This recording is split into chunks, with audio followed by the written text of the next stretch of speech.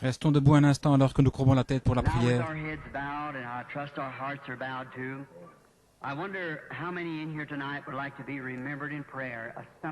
J'aimerais combien aimerait qu'on se souvienne d'eux dans la prière alors que nous avons la tête inclinée et le cœur aussi.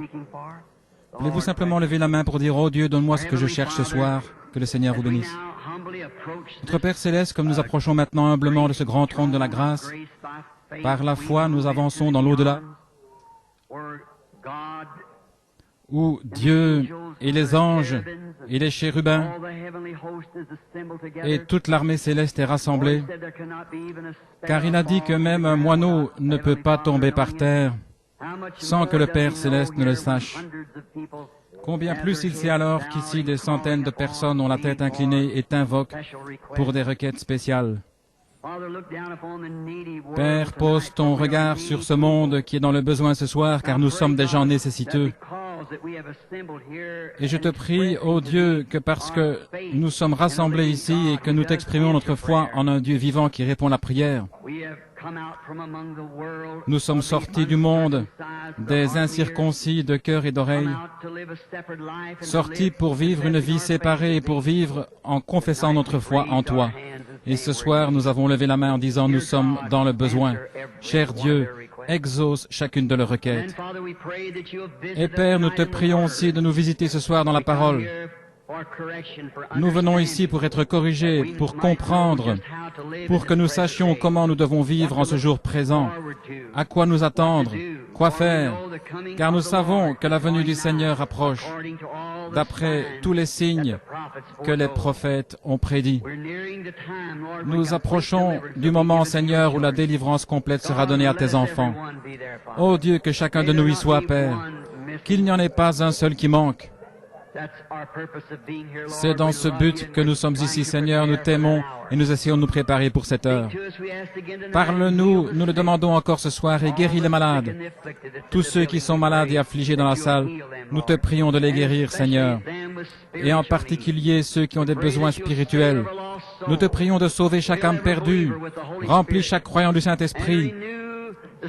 Et renouvelle la force et la puissance dans tes enfants qui croient. Accorde ces choses, Père. Nous demandons beaucoup parce que tu nous as dit de demander. Demander en abondance. Demander de grandes choses, beaucoup d'entre elles, afin que nos joies soient rendues parfaites. Et nous les demandons au nom de Jésus-Christ. Amen. Vous pouvez vous asseoir.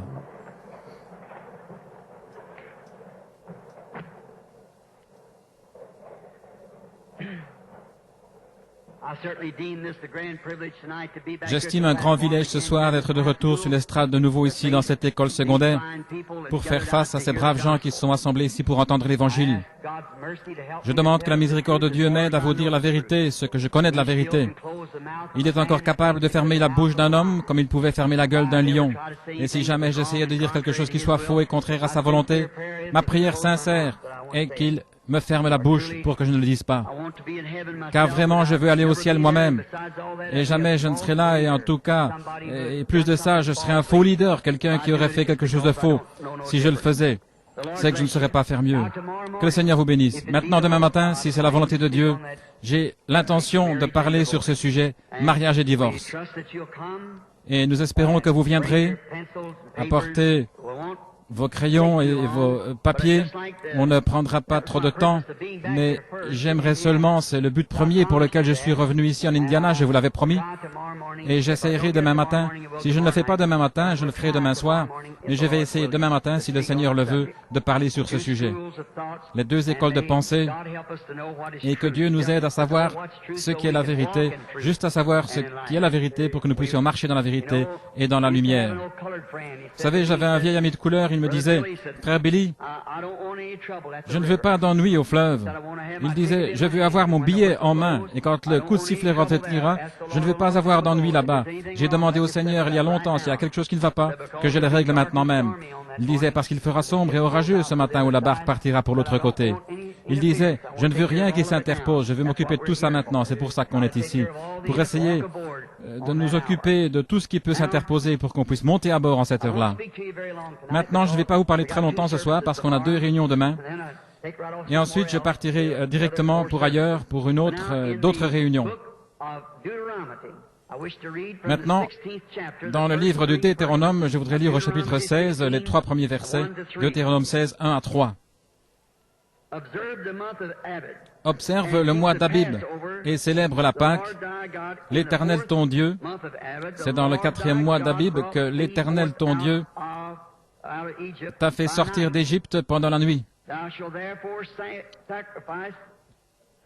Tu sacrifieras la Pâque à l'Éternel ton Dieu, tes victimes de menu et de gros bétail, dans le lieu que l'Éternel a choisi pour y faire résider son nom. Maintenant, mon sujet ce soir, c'est le lieu d'adoration choisi par Dieu. Si vous remarquez, le mois ABIB, là, ça veut dire avril. C'est au mois d'avril que Dieu les a fait sortir. Et maintenant, la chose étrange, c'est que nous, ce soir, en tant qu'adorateurs de Dieu, dans le jour dans lequel nous vivons, et nous trouvons tellement d'idées différentes des gens.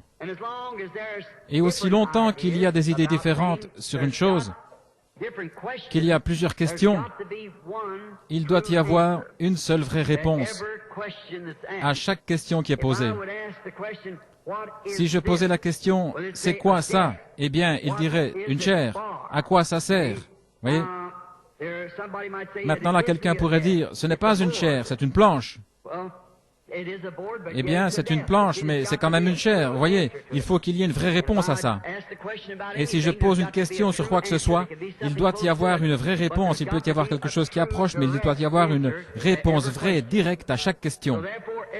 Ainsi donc, à chaque question qui se pose dans notre vie, il doit y avoir une réponse vraie, correcte. Et maintenant, aujourd'hui, on entend dire tellement de nos gens dans le monde aujourd'hui. Comme je suis missionnaire, j'ai fait plusieurs voyages outre-mer et autour du monde. Et j'étais en contact avec beaucoup de religions différentes, comme Bouddha, et les musulmans, et les Sikhs, et les Jains, et quoi encore? Des religions du monde. Et puis ici, chez nous aux États-Unis, et d'autres pays étrangers, de rencontrer toutes nos différentes églises, comme nos églises dénominationnelles, en commençant par la catholique romaine primitive, et ensuite la grecque, et les différents rites, et ensuite jusque tous les âges dénominationnels de 900 et quelques dénominations protestantes. Maintenant, chacune d'entre elles, bien sûr, on peut voir leur idée, je ne veux pas le leur reprocher, chacune croit qu'elles sont la vérité, qu'elles ont la vérité, et les gens qui appartiennent à ces églises devraient croire ça, parce qu'ils ont établi leur destinée éternelle sur l'enseignement de cette Église. Et elles sont tellement différentes les unes des autres que ça fait 900 et quelques questions différentes. Donc, comme il y a 900 et quelques questions différentes, il doit y avoir une réponse correcte. Et j'aimerais que nous, ce soir, puisque nous essayons d'aller au ciel et de rencontrer notre Seigneur Jésus que nous aimons tous, j'aimerais sonder les Écritures pour trouver ça. Or, si c'est une question biblique, alors elle devrait avoir une réponse biblique. Elle ne devrait pas pouvoir venir d'un groupe d'hommes, d'une certaine confrérie, ou d'un éducateur, ou d'une dénomination.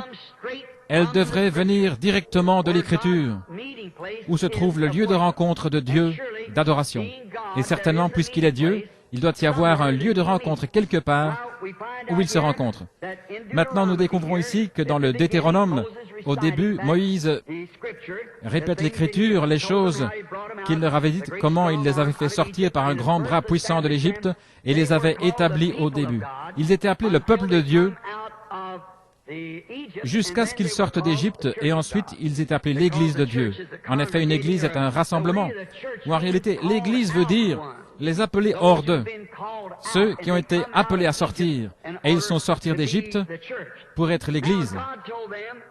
Maintenant, Dieu leur avait dit, avant qu'ils aient établi le temple et tout ce qu'ils ont fait, « Je choisirai le lieu de mon adoration et j'y mettrai mon nom. Et c'est le seul lieu où Dieu rencontrera jamais quelqu'un, celui de son propre choix. Il a choisi son lieu. Et là où il a choisi son lieu, il a mis son nom. Le verset 2 ici nous dit qu'il mettrait son nom dans le lieu qu'il avait choisi pour que les gens l'y adorent. Maintenant, ce qu'on veut, c'est trouver où est ce lieu, avec 900 et quelques idées différentes, encore en mettant de côté toutes les religions païennes et en ne parlant que de la religion chrétienne. Pourtant, j'ai de la sympathie pour les païens, sinon je n'irai certainement pas leur parler, mais ils ont tort. Le christianisme est la seule religion qui est vraie, c'est le christianisme. Et je ne dis pas ça simplement parce que je suis un chrétien. En effet, je crois que c'est la vérité. C'est la seule religion à avoir raison. J'ai été au tombeau où le cheval blanc est changé toutes les 4 heures, où Mahomet, un grand prêtre et conducteur, pas longtemps après Christ, on dit qu'il était prophète. Et je ne doute pas qu'il l'ait été, tout de suite après les frères Maccabées. Mais il est mort, il a prétendu qu'il allait ressusciter et qu'il allait conquérir le monde entier. Maintenant, à peu près toutes les 4 heures, il relève la garde et il garde un cheval blanc à son tombeau. Ils le font depuis 2000 ans en s'attendant à ce qu'il ressuscite pour conquérir le monde. Et vous voyez, et vous prenez Bouddha. Bouddha a vécu il y a plusieurs centaines d'années, il y a environ 2300 ans, le dieu du Japon. C'était un philosophe, un peu comme Confucius et ainsi de suite. Mais tous ceux-là, les fondateurs et ainsi de suite, ils sont tous morts avec leur philosophie et ils sont enterrés, ils sont dans la tombe. Mais le christianisme, qui a été établi par Jésus-Christ, il y a une tombe vide. Le seul homme qui soit jamais tenu sur la terre, qui ait vécu et dit « J'ai le pouvoir de donner ma vie et de la ressusciter à nouveau ». Et il l'a fait. Et il est vivant aujourd'hui. Et nous savons qu'il vit, parce qu'il est avec nous. Et il nous en donne la preuve par des signes et des miracles physiques qu'il a promis de faire pour le montrer, au point que la colonne de feu qui conduisait les enfants d'Israël dans le désert est avec nous aujourd'hui. Elle s'est même laissée prendre en photo. Elle accomplit les signes et les prodiges qu'il a promis qu'elle ferait en ce jour. Tandis que nous voyons toutes les paroles qu'il a promises se manifestent aujourd'hui. Par conséquent, le reste du monde païen n'est pas dans la course, c'est le christianisme. Maintenant, comme il y a 900 et quelques questions sur où Dieu se rencontre, il rencontre les méthodistes, ou il rencontre chez les baptistes, ou il rencontre dans ceci et cela ou autre chose. Or, il y a une question là.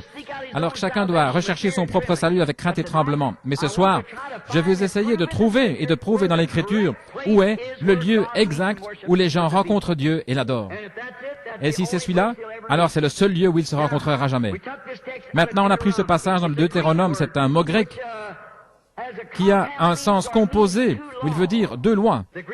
Le mot grec Deutéronome veut dire 2 lois différentes. Et c'est exactement ce que Dieu a, 2 lois différentes. Et l'une d'elles est une loi de mort, et l'autre est une loi de vie. Dieu a 2 lois. Le suivre et le servir et l'adorer, c'est la vie. Rejeter ça, c'est la mort. Il y a 2 lois en Dieu. Maintenant, l'une de ces lois a été dévoilée au monde au mont Sinaï. Dieu a donné la loi à Moïse et à Israël. Non pas que la loi ait pu les aider, mais la loi leur montrait seulement qu'ils étaient des pécheurs. Avant ça, ils ne savaient pas ce que c'était le péché avant d'avoir une loi. Il ne peut pas y avoir de loi sans sanction. Une loi sans sanction n'est pas une loi. Ainsi donc, transgresser la loi, c'est le péché, et le salaire du péché, c'est la mort. Ainsi donc, avant que Dieu leur ait donné une loi, aucune transgression ne leur était imputée. S'il n'y a pas de loi ici qui dit qu'on n'a pas le droit de rouler à plus de 30 km à l'heure, alors vous pouvez rouler à plus de 30 km à l'heure. Mais quand il y a une loi qui l'interdit, alors il y a une loi et une amende pour la sanctionner. Maintenant, la mort, la loi de la mort, c'était les commandements donnés sur le mont Sinaï qui montraient à l'homme qu'il était un pécheur. Et s'il transgressait la loi de Dieu, il mourrait. Mais il n'y a pas de salut dans la loi. C'était seulement un policier qui pouvait vous mettre en prison. Elle n'avait rien pour vous en faire sortir. Mais il a aussi donné une autre loi. C'était au mont du Calvaire, où le péché a été imputé à Jésus-Christ. Et là, la peine a été acquittée. Et sans la loi, mais c'est par la grâce que vous êtes sauvés, par la grâce de Dieu, par prédestination, la préconnaissance de Dieu de votre être. Maintenant, nous voyons ces deux lois dans le Deutéronome, où il est question de deux lois. Il y avait deux lois. L'une était la loi de la mort et l'autre la loi de la vie. Il y avait aussi deux alliances qui ont été données au peuple. Nous en parlerons demain matin. L'une a été donnée à Adam avec une condition. Si tu fais ceci et que tu ne fais pas cela. Mais cette loi a été violée. Adam et Ève l'ont violée dans le jardin d'Éden. Alors Dieu a établi la seconde alliance et il a donné à Abraham. Et cette loi-là était inconditionnelle. Ce n'est pas ce que tu as fait ou ce que tu feras. Il a dit, moi, je l'ai déjà fait. Ça, c'est la grâce. Ça, c'est la loi de la vie. Dieu l'a fait pour Abraham et pour sa semence après lui. C'est-à-dire toute la semence d'Abraham.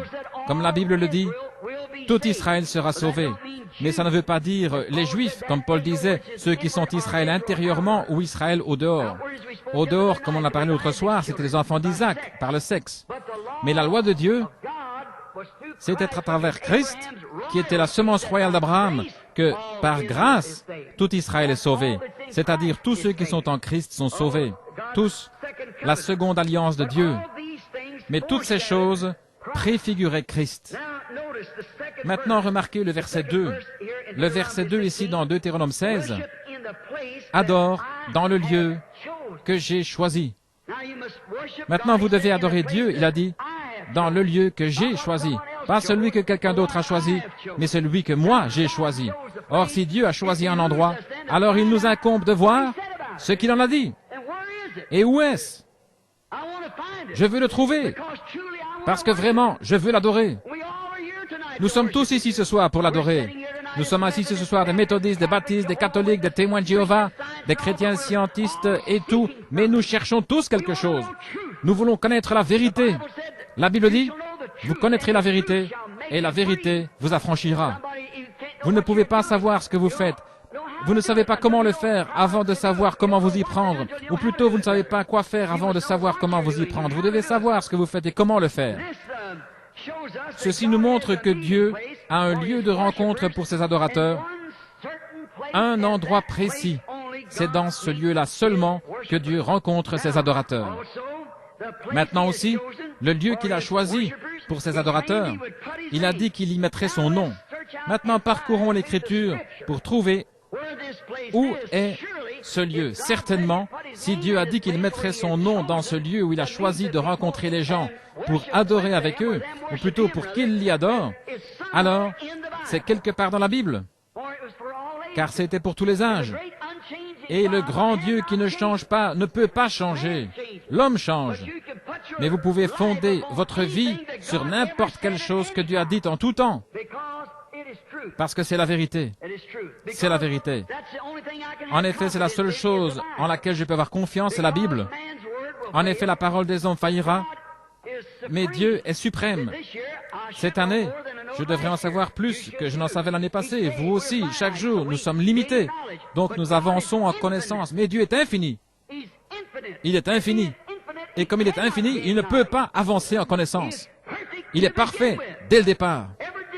Chaque décision est forcément absolument juste. Et de la manière dont Dieu agit une fois, il doit agir de la même manière pour toujours, ou alors il se serait trompé quand il a agi la première fois. Si un homme n'est jamais venu à Dieu pour recevoir le salut, sur la base où il a accepté, ce doit être sur cette même base qu'on doit être accepté chaque fois. C'est vrai. Si un homme n'est jamais venu à Dieu pour avoir la guérison divine et que Dieu l'a accepté sur une certaine base, le suivant arrive, il doit l'accepter de la même manière, ou alors il s'est trompé la première fois. Dieu a donné une base sur laquelle il rencontrerait l'homme. Il a donné une base pour ce qu'il ferait, comment il le ferait. Et c'était par le sang du sacrifice d'un agneau dans le jardin d'Éden. Dieu n'a jamais changé, à aucun moment. Il a décidé comment il sauverait les hommes. Aujourd'hui, on a essayé d'y faire entrer les hommes par une instruction, on a essayé de les former dans les écoles, de les instruire, de faire des dénominations, on a essayé de faire toutes sortes d'autres choses comme cela, de les faire entrer, les baptiser, tout ce qu'on peut faire. Mais c'est toujours pareil. Dieu rencontre un homme sous le sang versé de l'agneau. C'est par le sang que Dieu l'a fait au commencement et c'est par le sang que Dieu le fait ce soir. C'est bien de faire pénitence et toutes ces choses, mais c'est seulement par le sang qu'on peut avoir le salut. Le sang, c'est la seule manière que Dieu a choisie pour sauver les hommes, et il ne peut pas changer ça. Job avait la même chose, il savait qu'il était juste parce qu'il avait offert le sacrifice que Dieu avait exigé de lui. Maintenant, cherchons-là pour voir où est cet endroit, l'endroit où il a mis son nom. Il va falloir qu'on trouve où il a mis son nom. Alors si on trouve quel est le nom de Dieu et où il l'a mis, à ce moment-là, on aura trouvé le lieu d'adoration.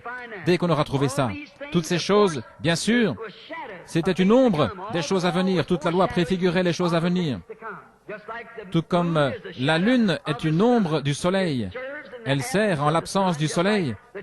Tout comme l'Église doit servir en l'absence du SON, le Fils de Dieu. En l'absence du Fils, la lumière mineure, l'Église, les croyants servent Dieu et donnent de la lumière en l'absence du Fils. Mais quand le soleil se lève, on ne voit plus la lune, parce qu'elle s'est couchée. Elle n'a plus besoin de sa lumière, parce qu'elle ne donne qu'une lumière indirecte qu'elle tire du soleil. Maintenant, c'est comme le mari et la femme, le soleil et la lune, l'Église et Christ.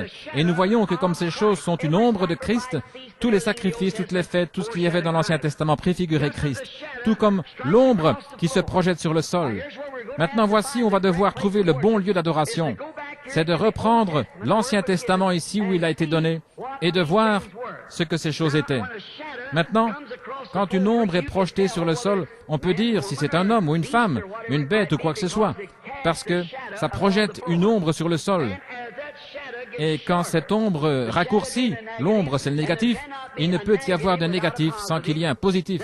Donc, quand le positif se rapproche du négatif, le négatif est absorbé dans le positif. L'ombre et le positif se rejoignent. Et c'est ce qui donne le positif. Et si toutes les anciennes choses, dit la Bible, dans l'Ancien Testament, étaient des ombres, des choses à venir, alors par conséquent, Christ était l'ombre des choses à venir. Donc on peut voir par les types de l'Ancien Testament où il a choisi de mettre son nom pour maintenant. Alors, comme l'image projetée sur le sol, je disais, c'est le négatif, c'est un type. Ainsi, nous, les adorateurs, nous pouvons aussi voir les ombres de l'Ancien Testament se fondre dans le positif du Nouveau. Maintenant, toutes les fêtes, les jours de fête, tout le tabernacle, tout le bois, tout ce qu'il y avait dans le tabernacle, tout représentait Christ en type, toutes les offrandes, toutes les lois, tout était en type de Christ. On a étudié ça maintes et maintes fois ici au tabernacle. Alors on voit à travers ça que tous les credos, toutes les églises, toutes les dénominations restent loin en arrière. Ils ne sont même pas du tout dans la course. Tous les credos, toutes les églises, toutes les dénominations sont complètement exclus. Il n'y a absolument aucune place pour eux. Il n'y a rien dans l'Ancien Testament, ni nulle part dans la Bible qui soit le type de l'Église à part l'unité forcée de la tour de Babel. C'est la seule chose qui soit le type de cette unité. En effet, elle a été faite par Nimrod, un homme mauvais qui est allé forcer tous les petits pays à se réunir autour de cette grande tour. C'était une adoration religieuse, bien sûr, mais que la parole de Dieu n'envisageait pas. Alors, c'est là qu'on trouve le type de la religion dénominationnelle dans la tour de Babel, dans l'Ancien Testament. Et cette religion était bien sûr une religion, mais ce n'était pas la religion de la parole de Dieu. Dieu n'a pas choisi de mettre son nom dans aucune dénomination. Je veux qu'on me donne le passage d'Écriture si c'est le cas. Je sais qu'il prétend qu'il a fait, mais il ne l'a pas fait. Il ne peut pas mettre son nom à plusieurs endroits, car il a dit qu'il avait mis son nom dans un seul lieu. Et ce lieu-là, chacune des dénominations aime à prétendre que c'est eux ce lieu-là, mais c'est contraire.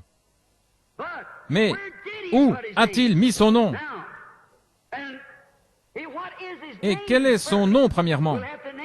Nous devons trouver quel est le nom de Dieu d'abord, pour ensuite trouver ce qu'il met en ce lieu-là. Maintenant, nous voyons qu'il avait beaucoup de titres. Il est appelé Père, ce qui est un titre. Et il a été appelé Fils, ce qui est un titre. Il a été appelé Saint-Esprit, ce qui est un titre. Il a été appelé la Rose de Saron, ce qui est un titre. Le Lys de la vallée, un titre. L'Étoile du matin, Jéhovah Jireh, Jéhovah Rapha. 7 différents noms composés de rédemption. Et c'étaient tous des titres. Aucun d'entre eux n'était un nom. Mais il a un nom. Quand il a rencontré Moïse, il n'avait pas encore de nom. Il a dit à Moïse, « Je suis celui qui suis. » Et quand nous voyons Jésus sur terre, qui parle dans Hébreux chapitre 6, excusez-moi, dans l'évangile de Saint Jean chapitre 6, il a dit, « Je suis celui qui suis. Il disait, comment, tu es un homme qui n'a pas plus de 50 ans et tu dis que tu as vu Abraham? Il a dit avant qu'Abraham fût, je suis. Et je suis était celui, le buisson ardent, la colonne de feu qui était dans le buisson ardent à l'époque de Moïse. Le je suis.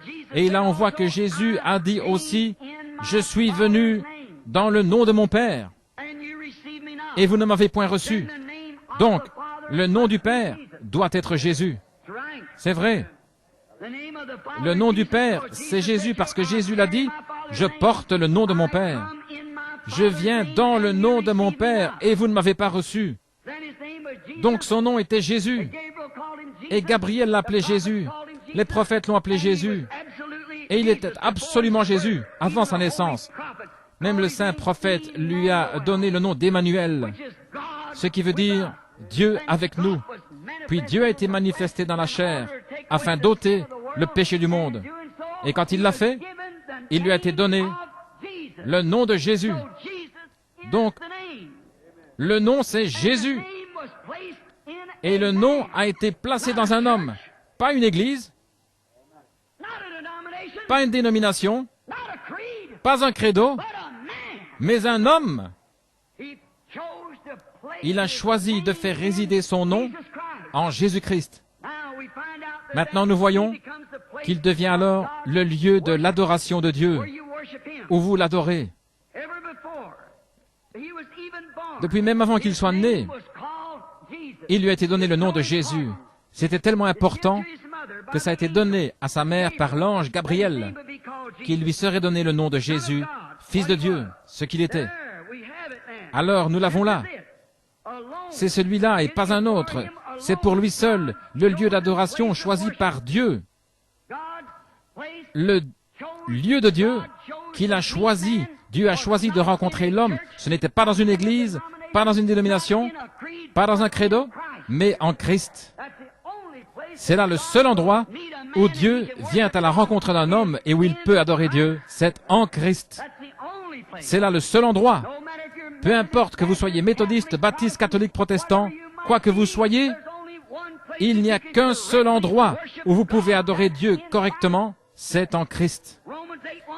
Romains 8.1 dit, il n'y a donc maintenant aucune condamnation pour ceux qui sont en Christ Jésus, qui marchent non selon la chair, mais selon l'Esprit. C'est l'Évangile. Nous pouvons être en désaccord sur des credos. Nous pouvons être en désaccord sur des théories humaines. Vous pouvez aller à une église méthodiste, vous devez être méthodiste, une baptiste, baptiste, une catholique, catholique. Mais une fois que vous êtes baptisé en Christ, que vous êtes devenu un membre de son corps, il n'y a plus de différence. Les murs de séparation sont renversés et vous êtes libre parce que vous êtes en Christ Jésus. Et vous adorez Dieu en esprit et en vérité. Quand vous êtes en Christ Jésus, le plan de Dieu, c'est que vous l'adoriez en Christ Jésus. Maintenant, aucune dénomination d'église ne peut prétendre ceci. Personne ne peut prétendre cela. Comment osez-vous prétendre de telles choses?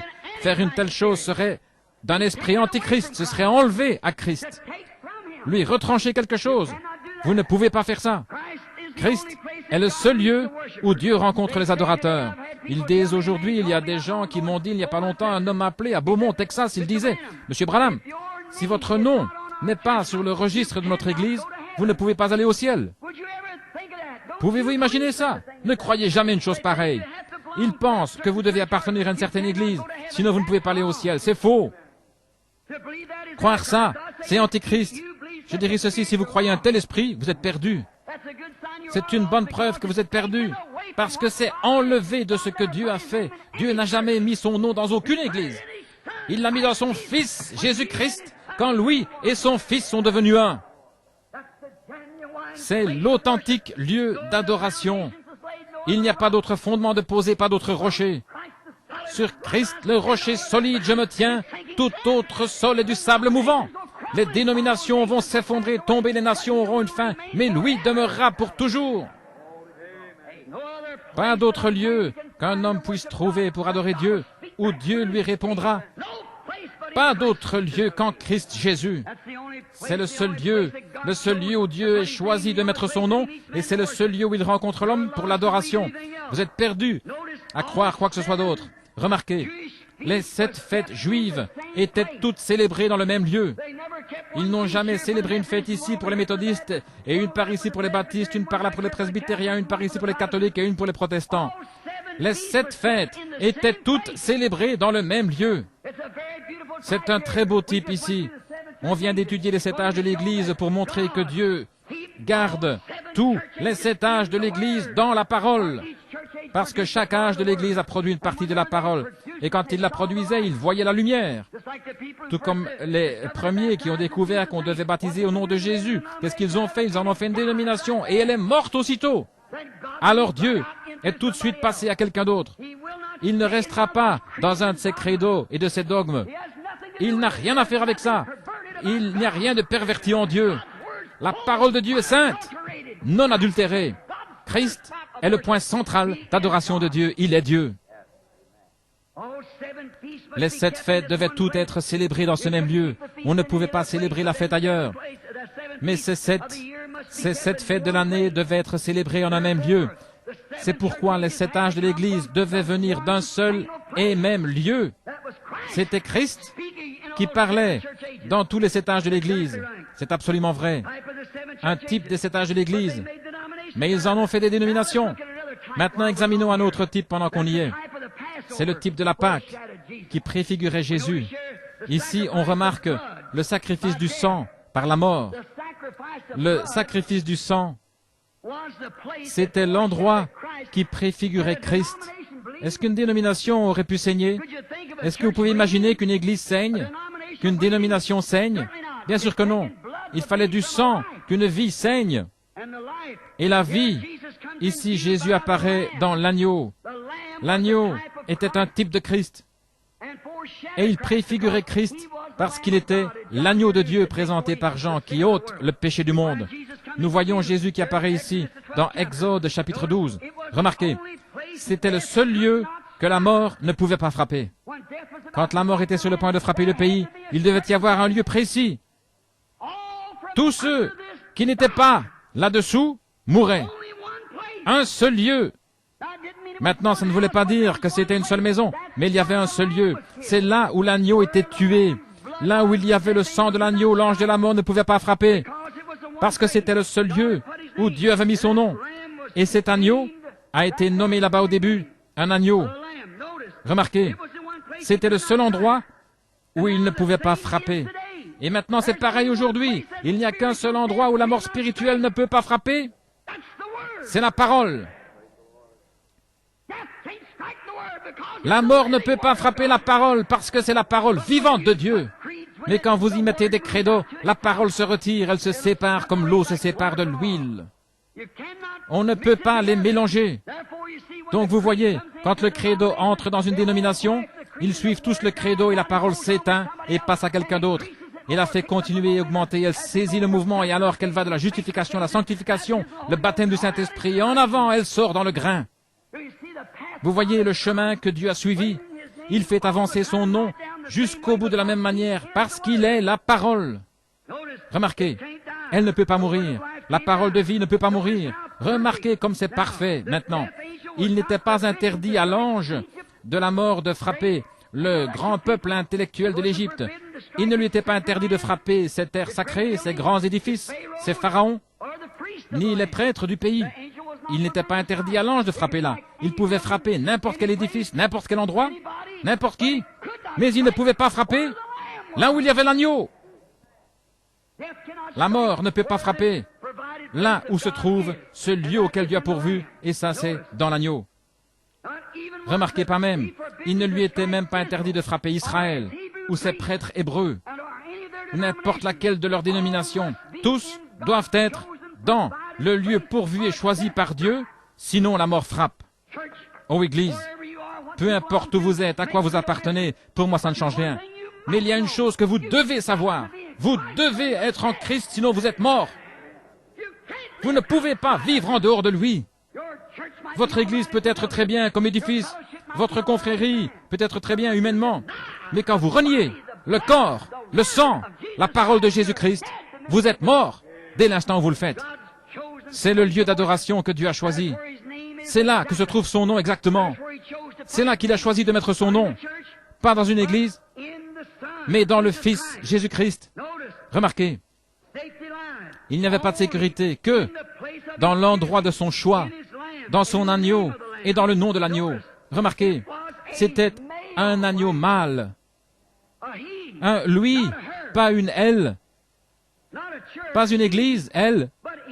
Mais son nom à lui, pas son nom à elle. Là où il allait rencontrer les gens, ce n'était pas dans son nom à elle, mais dans son nom à lui, l'agneau. Maintenant nous disons l'église, la grande et puissante église. Elle a fait ceci, elle a fait cela. Elle a bravé les orages, nous avons augmenté en nombre, nous sommes nombreux, nous sommes une église puissante, elle a du poids. Mais Dieu n'a jamais rien dit d'une elle. Il a dit lui. C'est lui qui est le lieu de rencontre, l'agneau, pas l'église. Pas son nom à elle, mais son nom à lui. Il n'a pas mis son nom à elle nulle part, il a mis son nom à lui, en lui.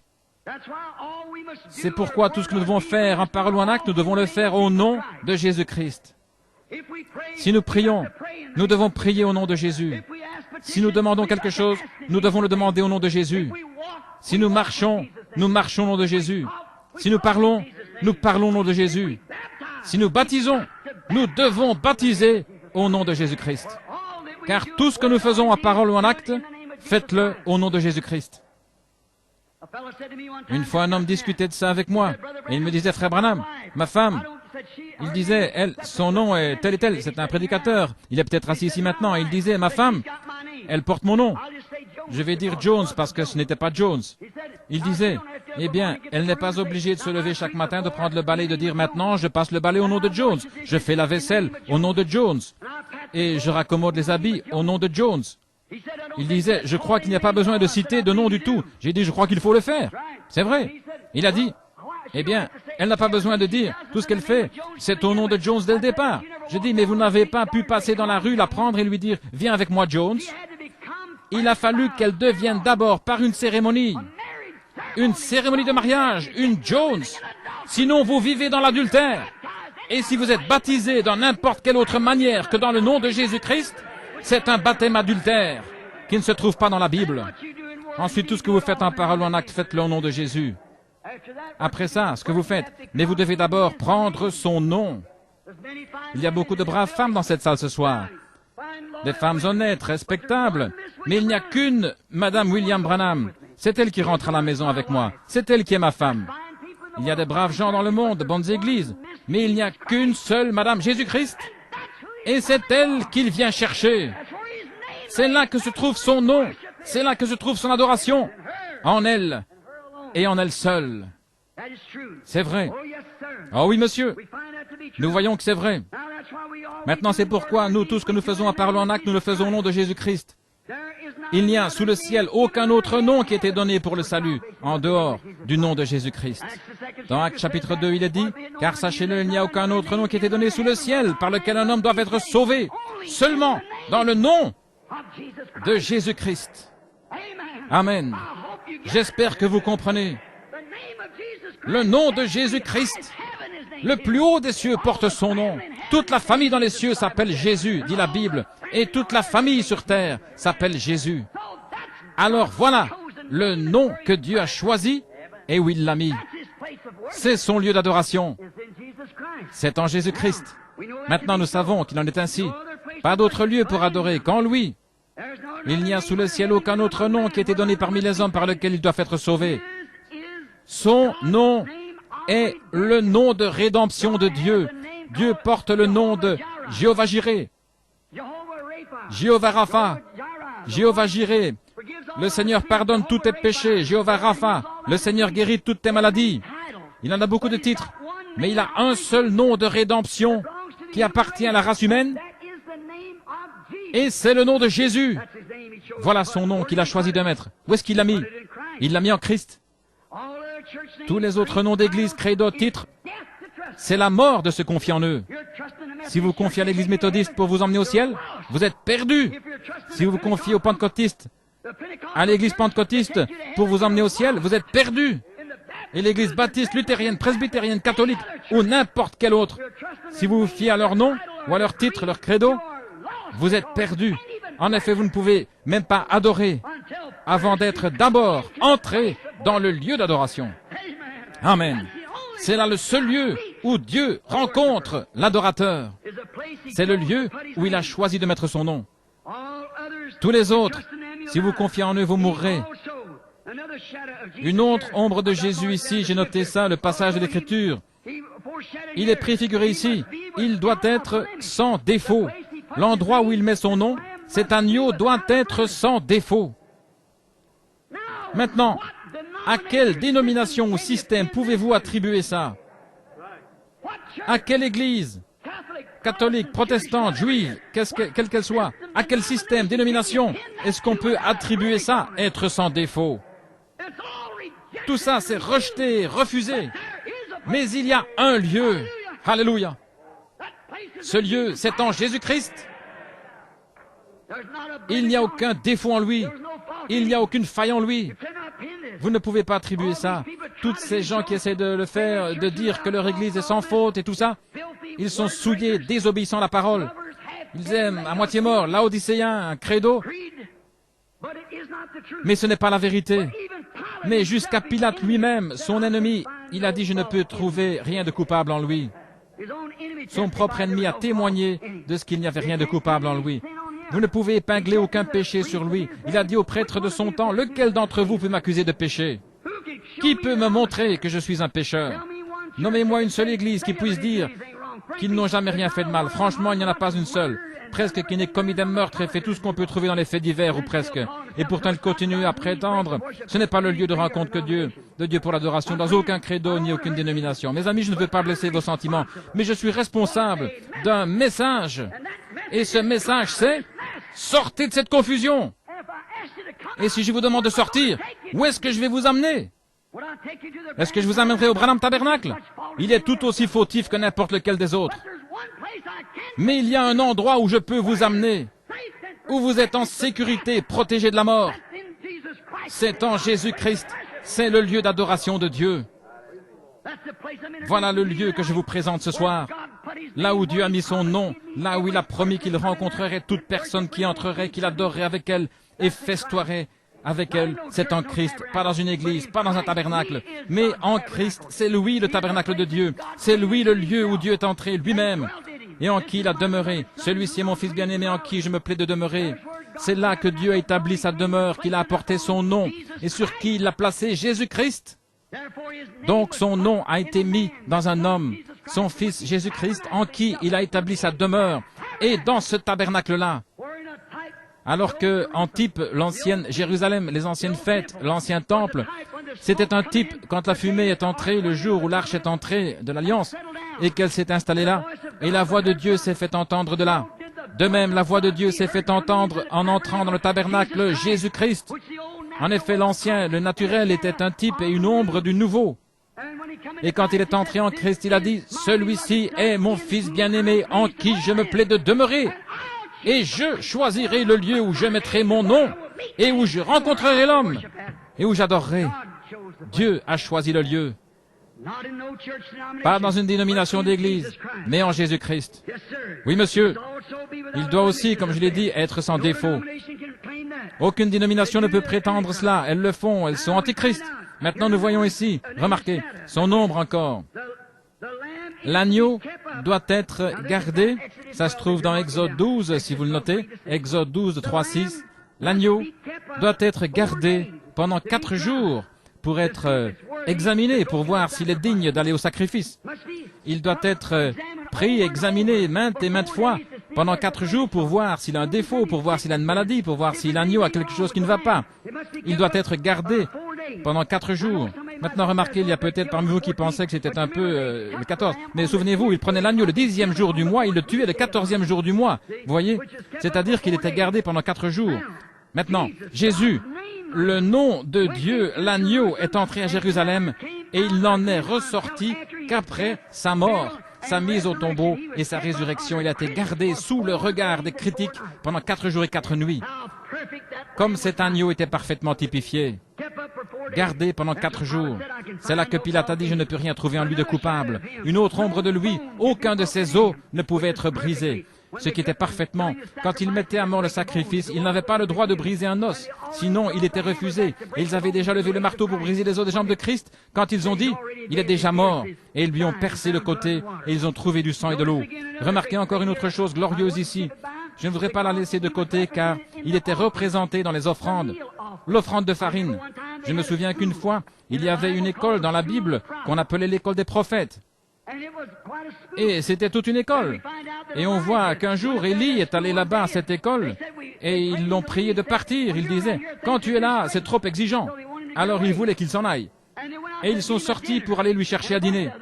Et un groupe de prêtres sont sortis, ou des prophètes, pour aller chercher des pois, pour lui préparer à dîner. Et ils sont allés ramasser un grand tablier tout plein. Et quand ils sont revenus, c'était des coloquins sauvages, c'était du poison. Et ils les ont jetés dans le pot. Le potage s'est mis à bouillir. Et quelqu'un a dit, hélas, la mort est dans le pot. Maintenant, on ne peut même pas manger. Et il y a dit, apportez-moi une poignée de farine. Et il a pris la farine et l'a jetée dans le pot. Et il a dit, mangez, le pot est guéri. L'offrande de farine, c'était Christ. Chaque grain devait être pareil. Chaque petit morceau de farine devait être moulu pareil. Pour l'offrande de farine, montrant qu'il est le guérisseur, il substitue, il enlève la mort et met la vie par les deux lois. Alléluia, là où il y a la mort, à un endroit, quand Christ entre, la vie entre. Il est le même hier, aujourd'hui et pour toujours. Et là où il y avait la mort, c'est devenu la vie, parce qu'on y fait entrer Christ, l'offrande de farine. Quelle grande leçon ces choses feraient si on prenait le temps de les voir en détail. Maintenant, remarquez, pas une seule parole des ombres ne faillit. Jamais une seule parole n'a failli de l'ombre. Tout typifiait parfaitement.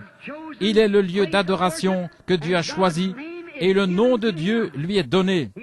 Il est le lieu d'adoration de Dieu et le nom de Dieu lui est donné. Il est la parole de Dieu et il est le nom de Dieu. Il est à la fois la parole de Dieu et le nom de Dieu.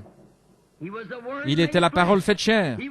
Il était la parole de Dieu, l'agneau de Dieu, le nom de Dieu, et il était Dieu. Voilà ce qu'il était, le lieu choisi et le seul pour adorer Dieu. Et Dieu refuse tout autre lieu que dans Jésus-Christ. Vous ne pouvez pas l'adorer nulle part. Il a dit, c'est en vain qu'il m'adore en enseignant comme doctrine les commandements d'hommes. Aujourd'hui, on a des credos, des dogmes, tout ce qui enseigne ceci est le chemin, cela c'est le chemin. Et Jésus a dit, je suis le chemin, la vérité et la vie, et nul ne peut venir à Dieu que par moi. Autrement dit, je suis la porte de la bergerie. Tous ceux du dehors sont des voleurs. Il est la seule approche. Il est la porte, il est le chemin, la vérité, la vie, tout ce qu'il y a, la seule entrée, le seul lieu, la seule adoration, le seul nom. Tout est relié à Jésus-Christ. Tout l'Ancien Testament lui est relié, le Nouveau Testament lui est relié, et l'Église aujourd'hui lui est reliée par la parole de son commandement. Il n'y a aucun autre lieu, aucun autre nom, ni nulle part où Dieu ait jamais promis de rencontrer l'homme, rien qu'en Jésus-Christ, le lieu d'adoration qu'il a choisi. Remarquez, Dieu n'a promis de rencontrer ses adorateurs que dans ce lieu-là seul. Et c'est par son propre choix, pas par notre choix, pas selon notre pensée, mais selon sa pensée à lui, son choix à lui. Et ce serait le lieu où il mettrait son nom, le lieu qu'il choisirait. Alors on voit qu'on trouve où était son nom, ce qu'il a choisi, par son propre choix. Maintenant qu'on a trouvé le lieu où il a mis son nom, c'est-à-dire en Jésus-Christ, et il n'y a aucun autre lieu, ni aucun autre nom. Est-ce que vous êtes convaincus de ça? Dites Amen. Maintenant, ce qu'il y a, c'est que si on trouve où est ce lieu, le lieu d'adoration n'est accepté nulle part, seulement en Christ. Vous pouvez vous repentir, vous pouvez faire ça, mais vous n'adorez pas encore. Vous demandez pardon.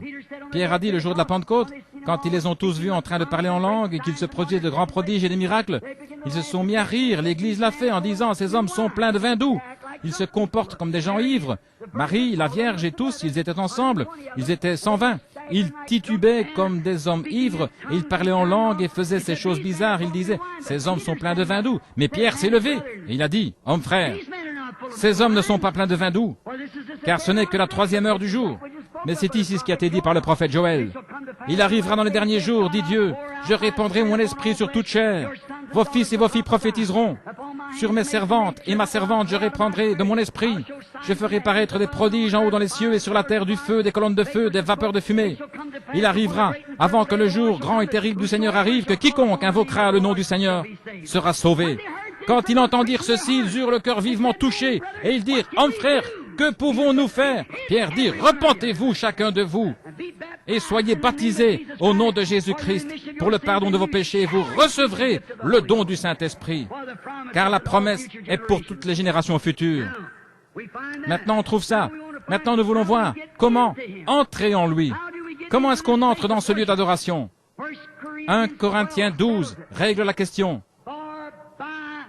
Car par un seul esprit, pas par une seule église, pas par un seul credo, pas par un seul pasteur, pas par un seul évêque, pas par un seul prêtre,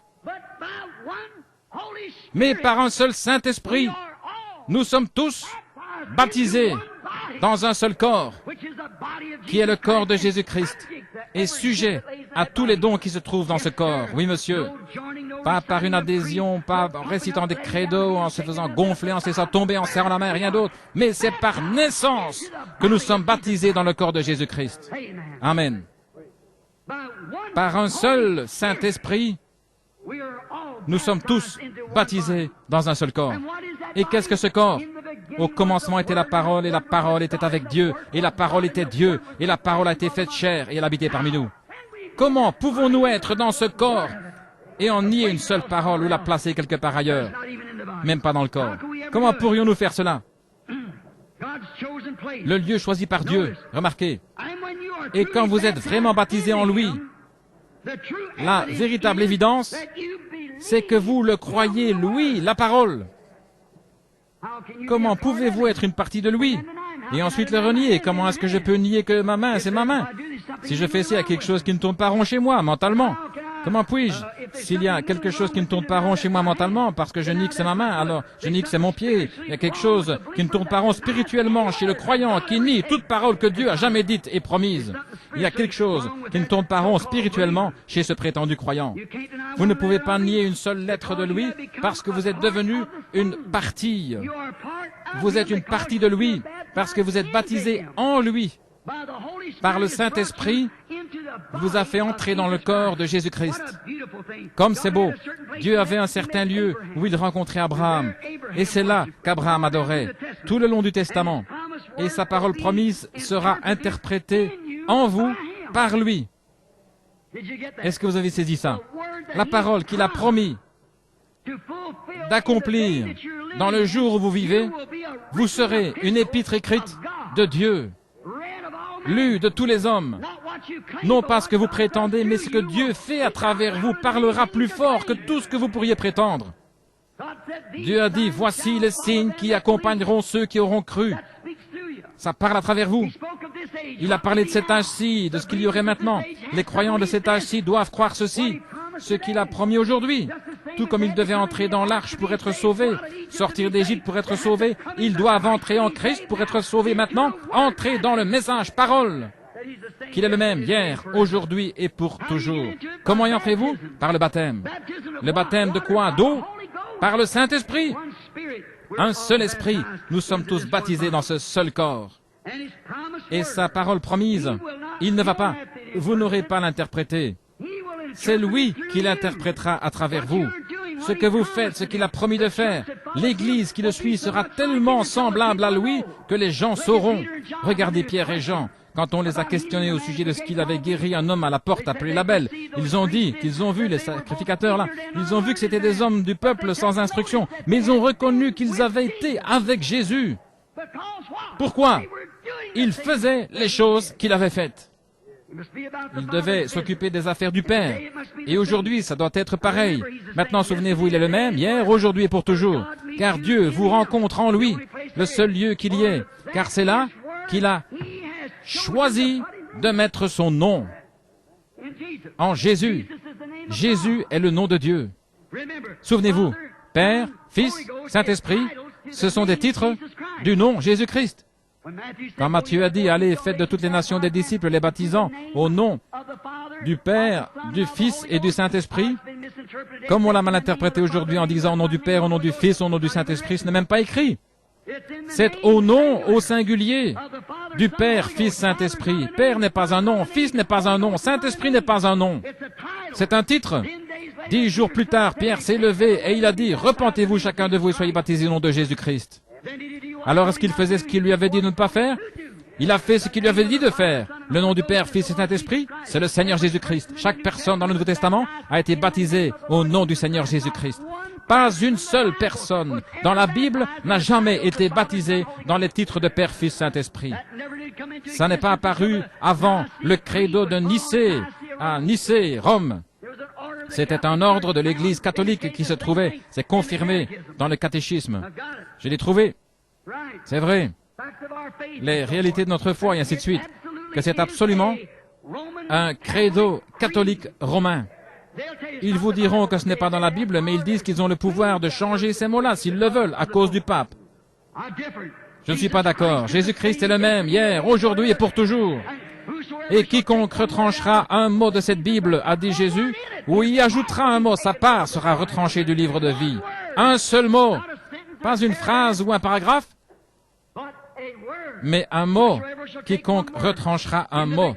Au commencement, Dieu a fortifié son peuple avec sa parole. Un seul mot, mal interprété, a provoqué toutes les morts, tous les cœurs brisés, toutes les peines. Ève, ce n'est pas une phrase qu'elle a désobéi, c'est un mot qu'elle a désobéi. Quand Jésus est venu au milieu du livre, ça c'était le début du livre, quand Jésus est venu au milieu du livre, qu'est-ce qu'il a dit? Il est écrit que l'homme ne vivra pas de pain seulement, mais de toute parole qui sort de la bouche de Dieu. À la fin du livre, Apocalypse 22, verset 18, la toute dernière partie de la Bible, Jésus lui-même parle et il dit, « Je rends témoignage que si quelqu'un retranche un seul mot de ce livre ou y ajoute un seul mot, sa part sera retranchée du livre de vie parce qu'il est un faux prophète et qu'il a donné une fausse interprétation aux gens et leur sang sera redemandé de sa main pour avoir fait ça. Nous devons garder ce lieu d'adoration, c'est-à-dire Jésus-Christ la parole, le même hier, aujourd'hui et pour toujours. Amen. Très bien. Souvenez-vous qu'il n'y a aucun autre lieu de rencontre pour adorer, pas un endroit, c'est Dieu qui l'a choisi. Jean, là-bas il y a bien longtemps, à la charnière entre le Nouveau et l'Ancien Testament, écoutez bien maintenant. Soyez bien attentifs, Jean, ce grand aigle, est arrivé du désert en volant un jour, ses grandes ailes étendues. Il s'est posé sur la rive du Jourdain. Un grand prophète aigle qui faisait le pont entre l'Ancien et le Nouveau Testament. Et il les a appelés de la droite et de la gauche. Il convoquait un jour de repentance. Quand les pharisiens et les sadducéens sont sortis, il a dit, « Ne commencez pas à dire en vous-même, nous avons Abraham pour père, parce que je vous dis que de cette pierre, Dieu peut susciter des enfants Abraham. » Oh là là! Quand il s'est mis à proclamer son évangile et qu'il disait, « Il y en a un parmi vous que vous ne connaissez pas. Je ne l'ai pas encore identifié, mais je le reconnaîtrai quand il viendra. Je ne suis pas digne de délier son soulier.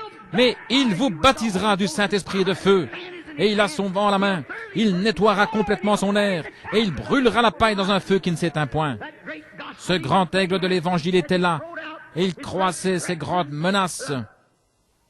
Et la souillure, il criait ses menaces. Et la souillure est sortie où Hérode, l'empereur de ce temps-là, le proclamateur qui avait épousé la femme de son frère. Est-ce que vous pourriez imaginer que ce grand aigle de l'Évangile reste assis là et qu'il se tairait? Il y en a qui disaient, ne prêche surtout pas sur le mariage et divorce maintenant, Jean, parce qu'Hérode est là. Il est allé lui dire en face, il n'était pas permis de la voir, c'est ça. Qu'était-il? Il était cet aigle, venu du désert. Il n'avait pas été formé sous la peur et les menaces de l'homme, d'une dénomination quelconque, mais il avait été formé sous la puissance du Dieu Tout-Puissant pour reconnaître ce qu'il allait y avoir. Il connaissait l'identification du Messie. Alléluia! Ce mot veut dire louer notre Dieu. N'ayez pas peur, je n'ai encore fait de mal à personne. Je ne suis pas excité, je sais exactement où j'en suis. Oh, quand je pense à lui, ce grand aigle qui est arrivé là en volant et qui s'est posé, il a dit, je le reconnaîtrai quand il viendra. Un jour, il était là en train de prêcher. Les sacrificateurs étaient de l'autre côté. Il disait, tu veux dire qu'il viendra un temps où le sacrifice perpétuel sera enlevé, ce grand temple qu'on a construit et tout le travail qu'on a fourni, nous, la grande dénomination. Il a dit, il viendra un temps où tout ça sera éliminé. Ça ne se peut pas, tu es un faux prophète. Et il a regardé autour de lui, il a dit, voici, il est là. Voilà, le lieu d'adoration que Dieu a choisi. Voilà l'agneau, le véritable agneau qui ôte le péché du monde. Il n'a pas dit voici venir le méthodiste, voici venir le baptiste ou le catholique. Il a dit voilà l'agneau de Dieu qui ôte le péché du monde. La seule zone protégée qui existe, c'est dans cet agneau de Dieu. C'est en lui seul qu'il y a le salut. Dans aucune église, aucun credo, aucun peuple, aucun père, mère, aucun saint homme, rien, aucun saint Dieu. C'est dans le Dieu saint, le Seigneur Jésus-Christ, où Dieu a fait résider son nom sur un être humain pour la rédemption, celui qui a payé le prix pour nous pécheurs. C'est le seul endroit qu'il y a le salut. Voilà le rocher sur lequel je me tiens. Jean l'a identifié. Il a dit, je ne le connaissais pas quand je l'ai vu s'approcher. Mais là-bas où j'ai fait mes études, pas au séminaire comme son papa, pas comme le sacrificateur formé, mais dans le désert, où il était au séminaire théologique du Dieu Tout-Puissant, à attendre la parole de Dieu, pas ce qu'un groupe d'hommes avait concocté, mais ce que Dieu en avait dit. Et quand Jean a levé les yeux et qu'il a vu venir l'Esprit, il a dit, je rends témoignage, c'est lui. Alléluia. Voilà votre lieu d'adoration. Voilà votre refuge. Voilà l'agneau de Dieu qui ôte le péché du monde. Pas une église, un credo ou quoi que ce soit, mais l'agneau de Dieu qui ôte le péché du monde. Vous voyez comment Jean a classé ça. Il n'a pas dit, c'est vous les pharisiens qui avez raison, ou les sadducéens, les hérodiens. Il a dit, voilà l'agneau, voilà le Dieu, il a le nom. Il est celui-là. Aucun autre nom sous le ciel. Regardez ce que Jésus a dit de Jean maintenant. Un jour, Jean a envoyé voir ce qu'il faisait. Jésus a dit de lui, il était cette grande lumière qui a lui, pour leur montrer le droit chemin qu'ils devaient suivre avant son avènement. Son premier avènement, écoutez attentivement, ne le manquez pas. Jésus a dit, Jean était cette lumière. Malachie 3, pas d'erreur. Le prophète, avec la grande lumière brillante, a identifié Jésus comme étant le seul, l'agneau. Tous les autres agneaux dont parlaient ces sacrificateurs et toutes ces autres choses n'ont aucun sens. L'agneau était là, l'homme avec la grande lumière qui luisait. Jésus a dit qu'il l'était. Malachie 3 a dit, j'enverrai mon messager devant ma face pour préparer le chemin. Et celui qui a été envoyé pour préparer le chemin a identifié que le lieu, c'était lui. C'est lui, il n'y a pas d'erreur, c'est lui. Je vois le signe qui le suit. Je sais que c'est lui. Une lumière descend du ciel et vient sur lui. Il n'y avait pas de doute que c'était lui. Alors, mon frère, je vais vous demander quelque chose en terminant. On pourrait dire ceci, dans Malachie 4, est-ce qu'il ne nous est pas aussi promis un autre aigle avec une colonne de lumière qui suivrait pour montrer à l'Église dans l'erreur aujourd'hui qu'il est Hébreux 13:8, le même hier, aujourd'hui et pour toujours. Est-ce qu'il ne nous est pas promis qu'un autre arriverait du désert en volant? Amen. C'est exactement la vérité. Comme ça correspond, comme ça s'accorde avec Saint Luc 17:30, où le Fils de l'homme, l'aigle, se révélera pour anéantir tous les autres lieux d'adoration, comme les dénominations et ainsi de suite. Dieu a choisi son lieu. Jean a dit, le voilà. Et puis, il nous est promis la même chose aujourd'hui. Malachie 4, pour amener le cœur des enfants, pour dire qu'il n'est pas mort, que ces choses ne sont pas pour un autre âge. Le baptême au nom de Jésus, ce n'était pas pour une époque reculée, mais il est le même maintenant. Anéantir tous les autres lieux d'adoration. Voilà ce que l'aigle du dernier jour doit faire. Montrer que tout le reste, ça n'a pas de sens. Que la dénomination, c'est de la folie. Mais de leur montrer de nouveau, avec le même signe qu'il faisait, qu'il est le même hier, aujourd'hui et pour toujours. Alléluia. Et également dans Apocalypse 4:7, on a vu 4 êtres vivants qu'on vient juste d'étudier. Le premier, on a vu que c'était le lion. C'était le premier être vivant qui s'est avancé pour relever le défi de ce jour-là, le lion de la tribu de Juda. Après lui, l'être vivant suivant est venu. Et on a vu que l'être suivant, c'était un bœuf, qui est une bête de somme, un sacrifice. Au jour de la cathédrale romaine, l'église s'est éteinte un sacrifice. Celui qui est venu ensuite, c'était un homme, un être vivant avec la face d'un homme, et cet homme, c'était le réformateur, l'instruction de l'homme, la théologie, ainsi de suite. Mais le dernier être vivant qui devait voler, le dernier être vivant qui devait venir, la Bible a dit que c'était un aigle qui vole. Alléluia. Et le prophète a dit qu'en ce jour-ci, la lumière paraîtra. Alléluia. En ce jour-là, il y aura de la lumière. Il y a eu un jour des réformateurs. Il y a eu un jour qui n'était qu'une ombre. On ne peut dire ni jour ni nuit, mais au temps du soir, au temps de l'aigle, il y aura de la lumière au temps de l'aigle. Le sentier de la gloire, tu le trouveras certainement. C'est dans la voie de l'eau qu'est la lumière d'aujourd'hui, ensevelie dans le précieux nom de Jésus. Jeunes et vieux, repentez-vous de tous vos péchés. Le Saint-Esprit vous baptisera certainement à l'intérieur. Les lumières du soir sont venues. Oui, c'est un fait que Dieu et Christ sont un. Oh, il y aura de la lumière au temps du soir, le seul lieu choisi par Dieu pour adorer. Oh, qu'est-ce que ce message est venu faire? Qu'est-ce qu'il va faire? Et en son jour, au temps du soir, la lumière paraîtra. Pourquoi? Pour accueillir ces enfants qui rentrent à la maison, dans la véritable terre promise, par le même signe de la colonne de feu qui a conduit les enfants d'Israël à travers le désert. Le lieu choisi par Dieu pour adorer Jésus-Christ. C'est le seul lieu qu'il y a. C'est le seul nom que Dieu a pour le salut. C'est le nom qu'il a donné à la famille au ciel quand elle est sur terre, c'est Jésus-Christ. Ô Église, ô peuple, amis pécheurs, ne vous confiez en rien d'autre qu'en Jésus-Christ. Ne vous confiez en aucun prédicateur. Ne vous confiez en personne d'autre pour vous sauver. Ne vous confiez dans aucune église, aucun credo, aucune dénomination. Confiez-vous seulement en Jésus-Christ, car il est la lumière de l'heure. Courbons la tête.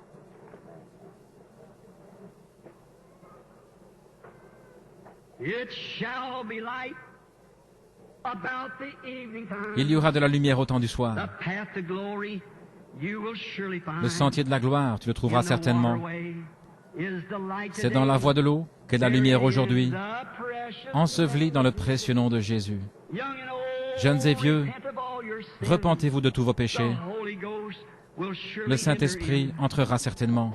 Les lumières du soir sont venues. Oui, c'est un fait que Dieu et Christ sont un.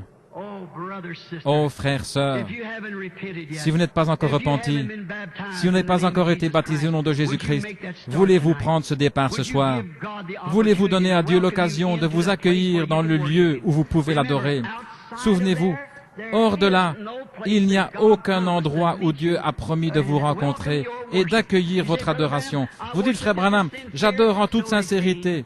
Caïn aussi. Il a fait toutes les sortes d'offrandes qu'Abel a faites, mais c'était la mauvaise offrande.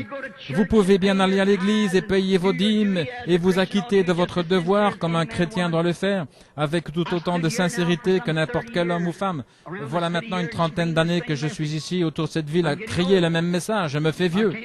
Je ne peux pas rester encore très longtemps avec vous, mais souvenez-vous, au jour du jugement, ma voix est enregistrée et elle s'élèvera contre vous. Il n'y a qu'un seul lieu où Dieu met son nom. Et ce n'est pas dans une église, mais en Jésus. Il n'y a qu'un seul lieu d'adoration, qu'un seul lieu où vous êtes reçus, et c'est dans le bien-aimé, Jésus-Christ. Il n'y a aucun autre nom sous le ciel qui ait été donné parmi les hommes par lequel être sauvé, aucune église, credo, rien du tout, Jésus-Christ. Et c'est ça qui doit être le message de l'heure. Ramener les cœurs des enfants, les ramener à la foi qui a été transmise au sein une fois pour toutes. Ne voulez-vous pas l'accepter ce soir? Et pendant que nous avons la tête inclinée, ceux qui aimeraient qu'on se souvienne d'eux dans la prière, voulez-vous simplement lever la main? On ne peut pas faire d'appel à l'autel parce qu'il y a simplement trop. Que Dieu vous bénisse. Oh là là, à ma gauche, je crois, il y en a 300. Maintenant, à ma droite, voulez-vous lever la main et dire, je veux qu'on se souvienne de moi. Je pense qu'il y a 150 en plus là, à ma droite. On a un tabernacle près d'ici, avec un grand bassin rempli d'eau. Un pasteur, un bon pasteur, frère Orman Neville, des associés, ces hommes autour ici que vous voyez, que vous rencontrez n'importe quel jour, n'importe quel soir, à n'importe quelle heure, quand des gens veulent être baptisés, qui se sont repentis, c'est toujours prêt.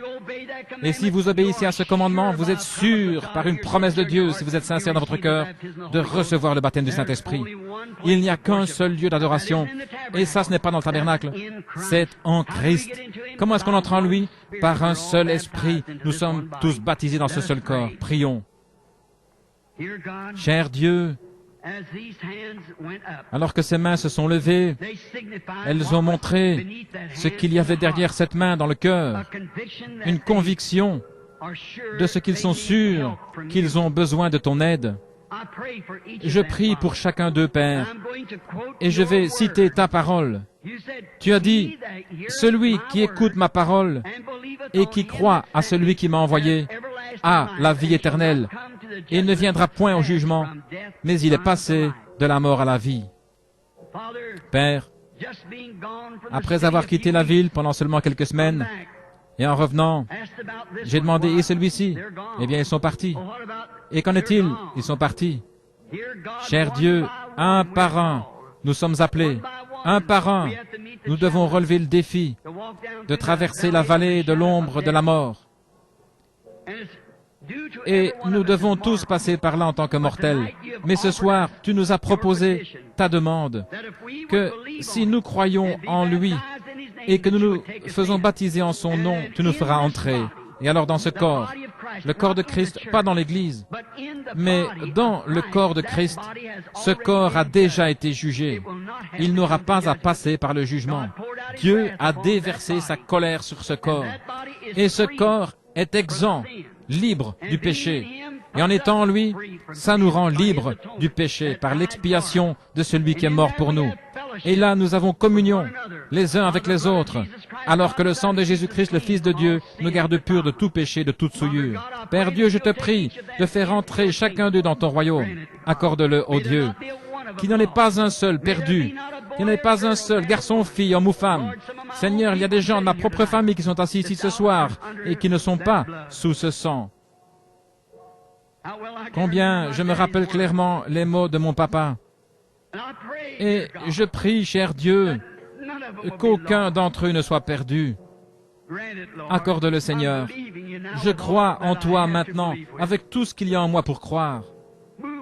Agis sur mes frères, sœurs, mes amis, ici, dans cet endroit ce soir et là-bas à travers le téléphone. Il y a plusieurs États qui sont à l'écoute, partout de la côte Est jusqu'à la côte Ouest. Je prie, Dieu bien-aimé, tout là-bas de l'autre côté des déserts, à Tucson, là-bas en Californie, là-haut, au Nevada, en Idaho, tout là-bas dans l'Est et autour là-bas au Texas.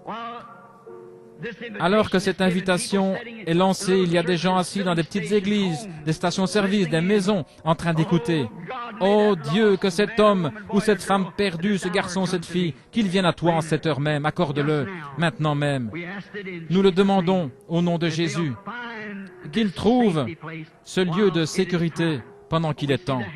Alors que nous voyons l'écriture sur la muraille, la terre qui s'agite, le temps de la délivrance est proche. Une partie de notre pays s'enfonce, l'autre partie est secouée d'explosions, de tremblements de terre, comme Jésus a promis qu'il en serait. Que ce ne soit pas trop long pour eux, Seigneur. Qu'ils l'acceptent maintenant, car nous te les présentons comme des trophées de la réunion de l'Évangile, au nom de Jésus. Amen. Est-ce que vous le croyez? Que Dieu vous bénisse.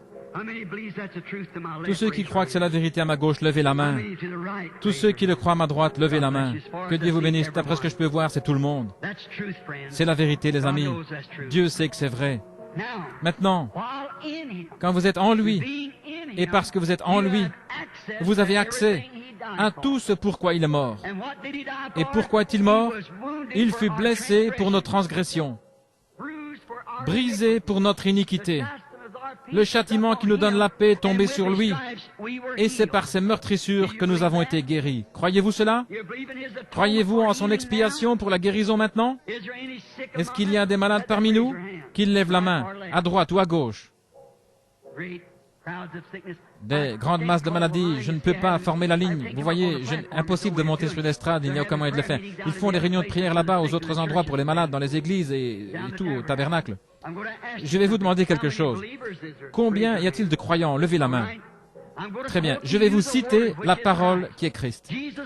La dernière commission de Jésus au monde, et à l'Église plutôt, c'était celle-ci. Voici les signes qui suivront ceux qui auront cru. S'ils imposent les mains aux malades, ceux-ci seront guéris. Tous ceux qui savent que c'est vrai, Marc 16 dit Amen. Très bien. Je vous demande, en tant que croyant, d'imposer les mains à quelqu'un qui se trouve devant vous. Imposez simplement les mains à quelqu'un qui est devant vous. Et prions tous une prière les uns pour les autres maintenant. Mettez les mains sur quelqu'un près de vous.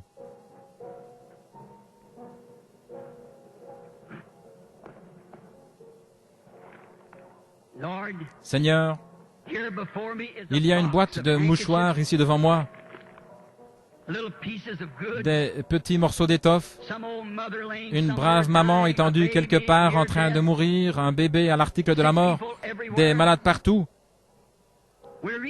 Nous lisons dans la Bible qu'on prenait sur le corps de Paul des mouchoirs et des tabliers et qu'on les appliquait sur les malades et les mauvais esprits et les esprits impurs, les maladies, les affections quittaient les gens. Maintenant, Seigneur, nous savons que nous ne sommes pas Saint Paul, mais nous savons que tu es toujours Jésus, le seul lieu d'adoration pourvu par Dieu.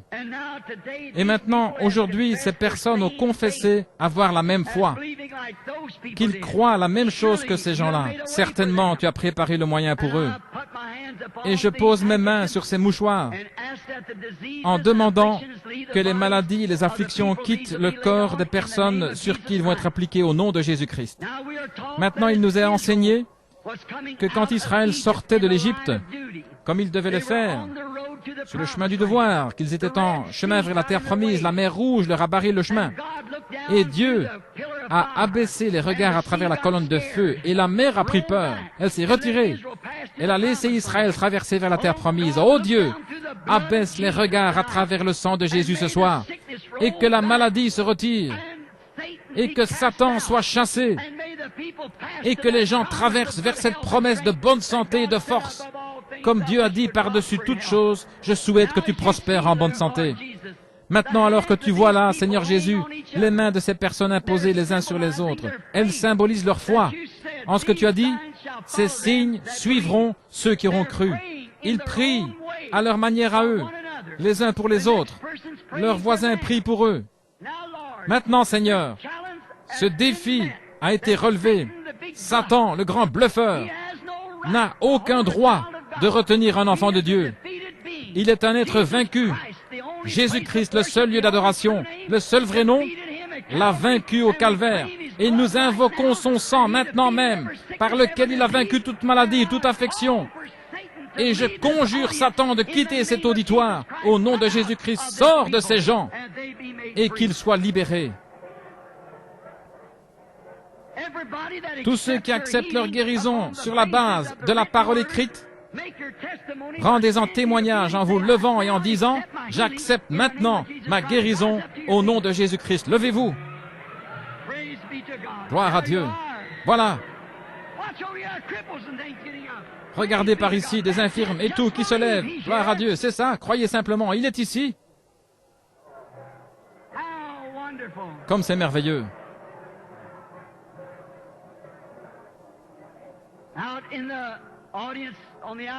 Là-bas, dans l'auditoire, à l'extérieur, par les ondes, vous devriez voir. Je pense que tout le monde ici, autant que je sache, la plupart d'entre eux sont debout en ce moment-ci. Quel moment merveilleux! La présence du Seigneur. Voilà, là où il y a la présence du Seigneur, il y a la liberté. On est libre. L'Esprit de Dieu nous rend libres. Maintenant qu'il nous a guéris, nous le croyons. Il nous a sauvés, nous le croyons. Ceux qui veulent être baptisés, le bassin est prêt.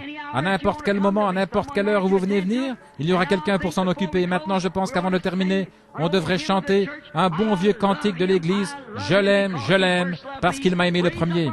Levons les mains vers Dieu et chantons-le de tout notre cœur.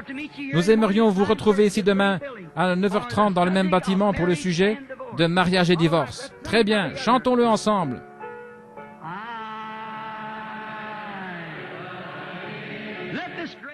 Que ce grand auditoire le chante maintenant. Là-bas par les ondes, chantez-le aussi.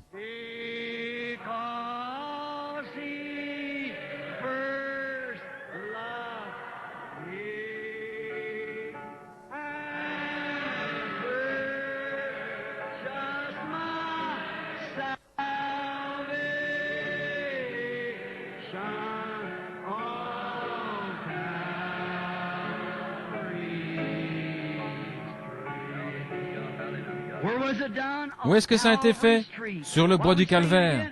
Pendant que nous le chantons encore une fois, je voudrais que vous serriez la main de quelqu'un près de vous en disant que Dieu te bénisse, pèlerin.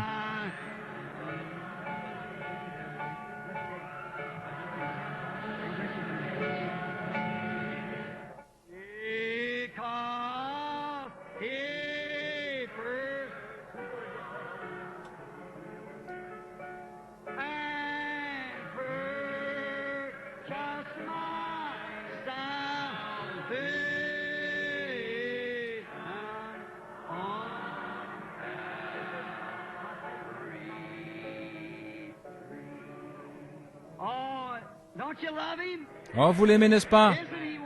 N'est-il pas merveilleux? Est-ce qu'il est votre refuge? Il est un rocher dans un pays aride, un abri à l'heure de la tempête, le seul refuge que je connaisse.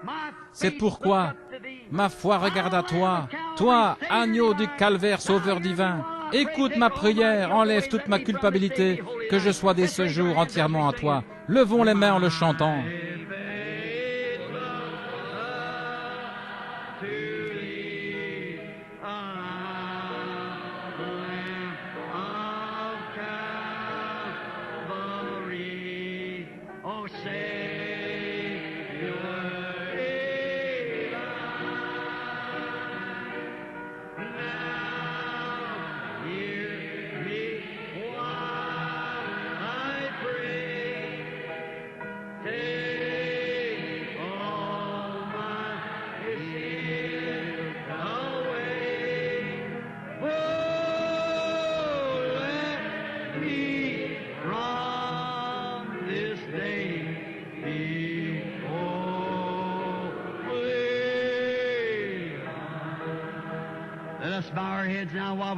Courbons la tête maintenant pendant que nous le fredonnons.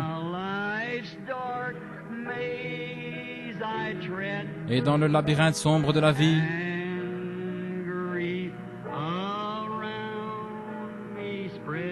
entouré de malheurs, oh, sois mon guide.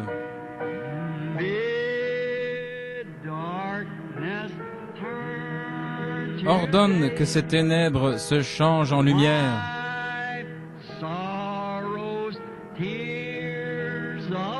Viens essuyer mes larmes.